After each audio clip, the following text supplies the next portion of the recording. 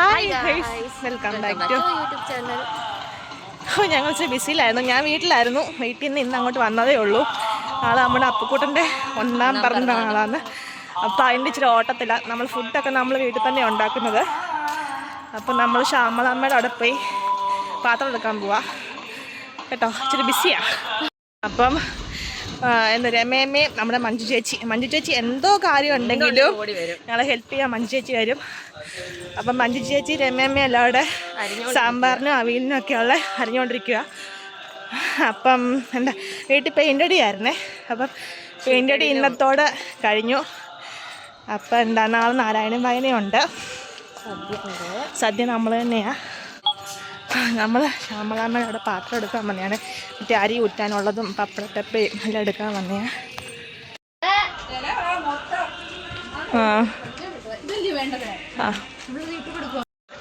എന്തോ വച്ചുവേ. അയ്യോ ഇവിടെ ഇച്ചിരി ബിസിയാ. ഇനിയും ഇന്നും നാളെയും കുറച്ച് ബിസി ആയിരിക്കും. ഞങ്ങൾ സത്യം പറഞ്ഞാൽ വീഡിയോ എടുക്കാൻ സമയം കിട്ടുന്നില്ല. വീഡിയോ എടുത്താൽ എഡിറ്റ് ചെയ്യണം. അതിന് കുറച്ച് ലേറ്റ് ആവുന്നുണ്ട്. അപ്പോൾ കാണുന്നത് ചോദിക്കും എന്താ വീഡിയോ ഇടാത്ത. ഞങ്ങൾക്ക് സമയം കിട്ടുന്നില്ല. പിള്ളേരുണ്ട്. പക്ഷെ അങ്ങനെ സ്കൂളിൽ പോകുന്ന ആ സമയമാണ് ഞാൻ ചിലപ്പോൾ എഡിറ്റ് ചെയ്ത് ഇടാൻ നോക്കുന്നുണ്ട്. മാക്സിമം ഇടാൻ നോക്കാം അല്ലേ. ഞങ്ങൾ പാത്രമൊക്കെ എടുത്തോണ്ട് വന്നു. അതിൻ്റെ ഇടയ്ക്ക് നമ്മുടെ മനോജിയേട്ടൻ പെയിൻ്റ് അടിക്കാൻ നമ്മുടെ മനോജിയേട്ടനാണ് വന്നത്. മനോജിയേട്ടനാണെങ്കിൽ അവിടെ നിന്ന് ചെറിയ രീതിയിൽ നമ്മൾ പന്തൽ മാതിരി കർട്ടനൊക്കെ വെച്ച് മറയ്ക്കുന്നുണ്ടായിരുന്നു.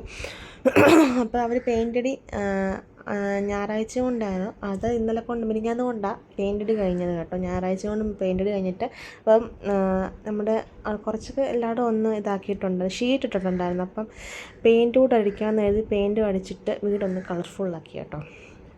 സത്യം പറഞ്ഞാൽ എനിക്ക് വിശ്വസിക്കാൻ പറ്റില്ല. കാരണം അപ്പോൾ കൂടെ എന്ത് പെട്ടെന്ന് പിള്ളേരൊക്കെ പെട്ടെന്ന് വലുതാവുന്നില്ലേ.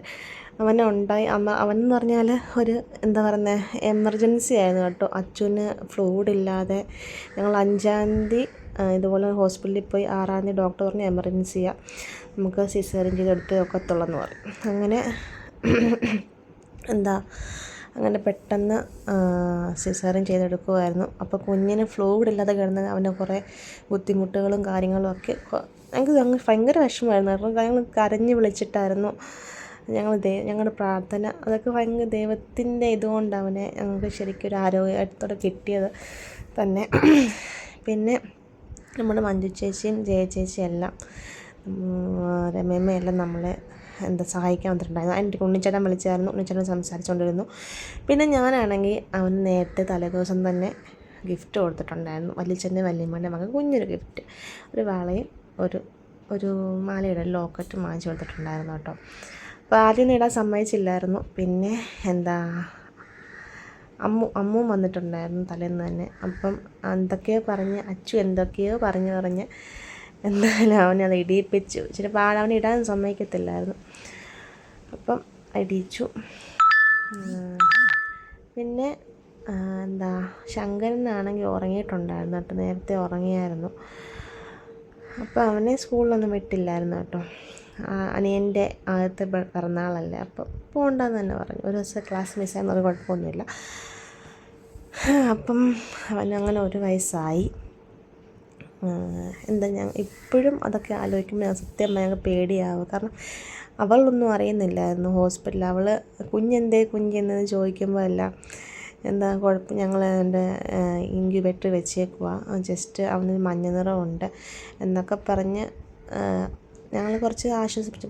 കുഞ്ഞിന് ഭയങ്കരമായിട്ട് അവന് ബ്രീത്ത് എടുക്കുമായിരുന്നു. ഭയങ്കര ശ്വാസം മുട്ടൽ കാരണം ഫ്ലൂയിഡ് ഇല്ലാതെ കിടപ്പുമല്ലായിരുന്നു. അപ്പോൾ അതിൻ്റെ ബുദ്ധിമുട്ടെല്ലാം അവനുണ്ടായിരുന്നു. അപ്പം ഡോക്ടർ പറഞ്ഞു നമുക്ക് വേറെ ഒരു ഹോസ്പിറ്റലിലേക്ക് മാറ്റേണ്ടി വരുമായിരിക്കും എന്നൊക്കെ നമ്മൾ പറഞ്ഞു. പക്ഷേ ദൈവത്തിൻ്റെ അനുഭവമാണ്, എല്ലാവരും പ്രാർത്ഥന കൊണ്ടാണോ അച്ഛൻ ഒന്നും അറിഞ്ഞിട്ടില്ലായിരുന്നു കേട്ടോ. ലാസ്റ്റ് അവൾ പറഞ്ഞു, കാരണം കുഞ്ഞിന് പാല് കൊടുക്കാനിട്ട് നല്ലതായിട്ട് അവൾക്കിതുണ്ടായിരുന്നു. കാരണം പാല് നല്ലതായിട്ട് താവുന്നുണ്ടായിരുന്നു. അപ്പം അവൾ പറഞ്ഞു, എൻ്റെ ഡോക്ടർ എനിക്ക് കുഞ്ഞിനെ ഒന്ന് കണ്ടേ പറ്റത്തുള്ളൂ, പാല് ലീക്കാവുന്നു, എനിക്ക് കുഞ്ഞിനെ ഒന്ന് കാണണമെന്ന് പറഞ്ഞു.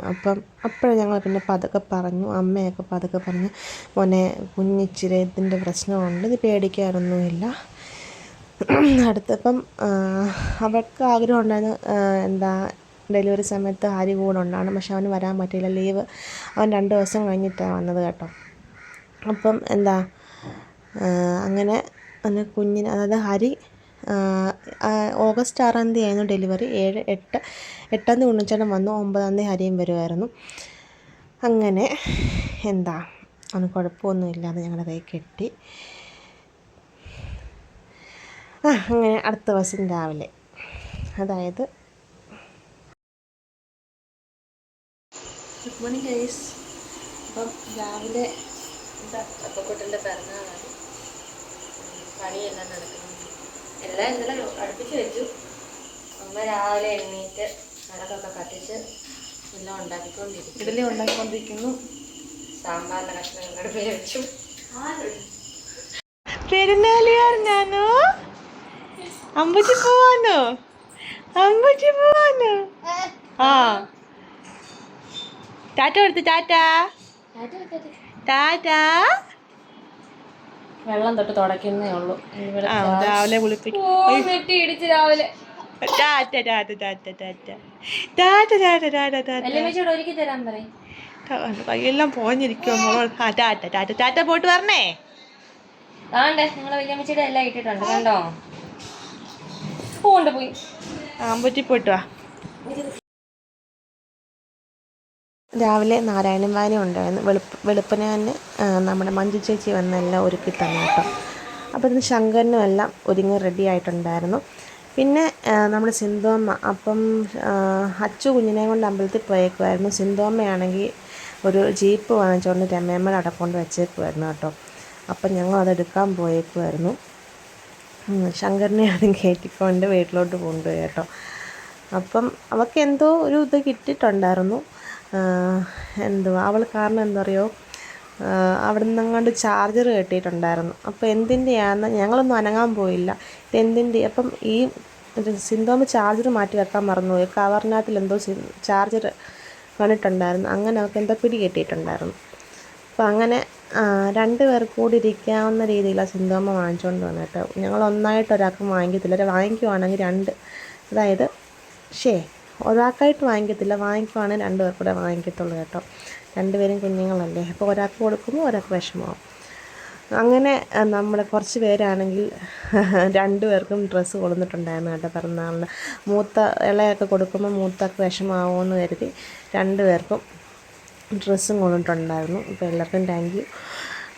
അങ്ങനെ അപ്പുക്കുട്ടനെയും വണ്ടിയിലെത്തി.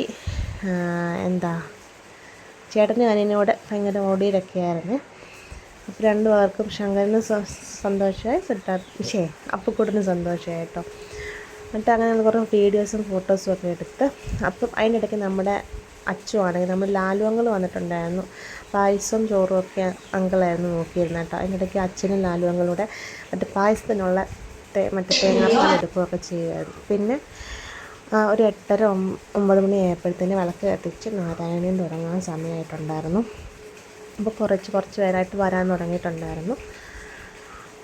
അങ്ങനെ നാരായണ വായനയൊക്കെ നടന്നു. അപ്പം അതിന് മുന്നായിട്ട് നമ്മളെല്ലാം അടുപ്പിച്ചിട്ടുണ്ടായിരുന്നു. ഫുഡും കാര്യങ്ങളും എല്ലാം. രാവിലെ അവർക്ക് കാപ്പി കൊടുക്കണം, ഉച്ചയ്ക്ക് ചോറ് കൊടുക്കണം. അപ്പോൾ എല്ലാം അവർ വരുന്നതിന് മുന്നേ എല്ലാം ചെയ്തിട്ടുണ്ട്. ഇടയ്ക്ക് പിന്നെ ഞാൻ പപ്പടം കച്ചാനും ചായ എടുക്കാനൊക്കെ പോയിട്ടുണ്ടായിരുന്നു കേട്ടോ. അപ്പം നമ്മളെ കൊണ്ട് പറ്റുന്ന രീതിയിലൊക്കെ നമ്മൾ വീഡിയോ എടുക്കാൻ നോക്കിയിട്ടുണ്ട്. ചിലതൊന്നും കിട്ടിയിട്ടില്ല കേട്ടോ. അതിന് വിളമ്പി കൊടുക്കാനും അതിനൊക്കെ പോയിട്ടുണ്ടായിരുന്നു. അപ്പം അങ്ങനെ പിന്നെ ഒരു വിഷമമേ ഉള്ളൂ, ഉണ്ണിച്ചേട്ടനും കുട്ടനും ഹരിയും ഇല്ലായിരുന്നു. ഇപ്പം നമുക്ക് ആരും നിർബന്ധിക്കാൻ കൊടുത്തു. അവർക്ക് ജോലിയുടെ ഇത് നമുക്കൊന്നും പറയാൻ പറ്റില്ല. അപ്പം 2 പേരും വരുന്നുണ്ടെന്ന് പറഞ്ഞു. ഓണത്തിനൊക്കെ കാണും. അപ്പം നമ്മൾ പറയുന്നത്, അങ്ങനെ അപ്പൂപ്പൻ്റെ പിറന്നാൾ നമ്മൾ ഗംഭീരമായിട്ട് ആഘോഷിച്ചു. ഇനിയും അതായത് നാളാണ് കേട്ടോ. ഇന്നലെയാണെങ്കിലും നാളായിരുന്നു അവൻ്റെ ബർത്ത് ഡേറ്റ് വരുന്നത് നമ്മുടെ ഓഗസ്റ്റ് 6 കേട്ടോ. അപ്പോൾ ഇവിടെയൊക്കെ എല്ലാവരും നാളാണെന്ന് പറഞ്ഞു ആഘോഷിക്കുന്നത്. അപ്പം ഞാനൊക്കെ ഞങ്ങളൊക്കെ ബർത്ത്ഡേ ആയിരുന്നു. അപ്പം അമ്മയൊക്കെ പറഞ്ഞു ബർത്ത്ഡേ അല്ല നാളാണ് ആഘോഷിക്കുന്നതെന്ന് പറഞ്ഞപ്പം ആദ്യത്തെ പിറന്നാളല്ലേ, ശങ്കരനെ ഇങ്ങനെയായിരുന്നു. ആദ്യത്തെ പിറന്നാളിന് നമ്മൾ നാരായണീയം വഹിക്കുകയൊക്കെ ചെയ്തിട്ടുണ്ടായിരുന്നു. അങ്ങനെ വിളക്ക് കത്തിച്ച് പ്രാർത്ഥിച്ച് അവർ നാരായണീയം തുടങ്ങി. പിന്നെ നമ്മളാണെങ്കിൽ കുറച്ചേ എടുക്കാൻ പറ്റിയുള്ള വീഡിയോ. പിന്നെ അവർക്ക് ഫുഡ് കൊടുക്കാനും ചായ എടുക്കാനും അതിൻ്റെ കാര്യങ്ങളായിട്ടൊക്കെ ഞാൻ പോയി.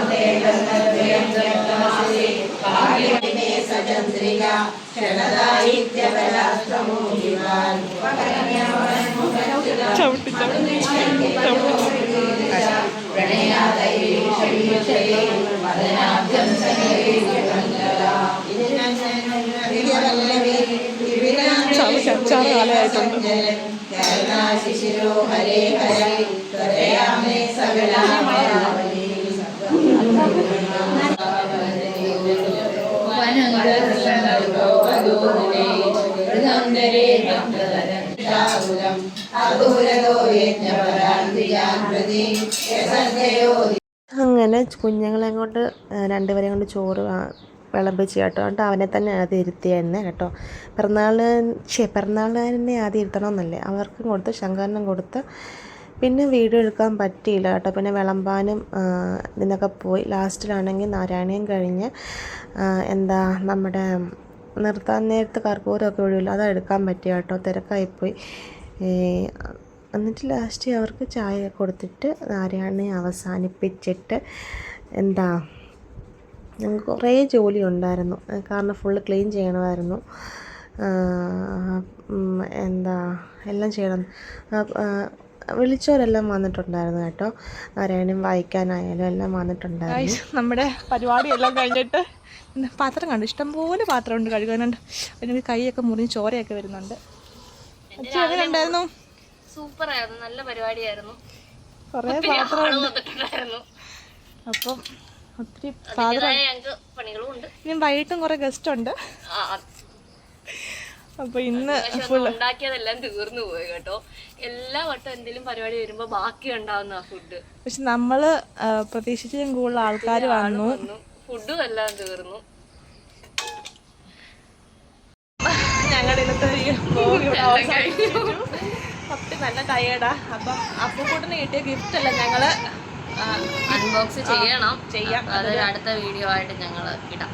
അപ്പം എല്ലാവരും വീഡിയോ ഇഷ്ടപ്പെട്ടെങ്കിൽ ലൈക്ക് ചെയ്യുക, ഷെയർ ചെയ്യുക, സബ്സ്ക്രൈബ് ചെയ്യുക, സപ്പോർട്ട് ചെയ്യുക. Thank you.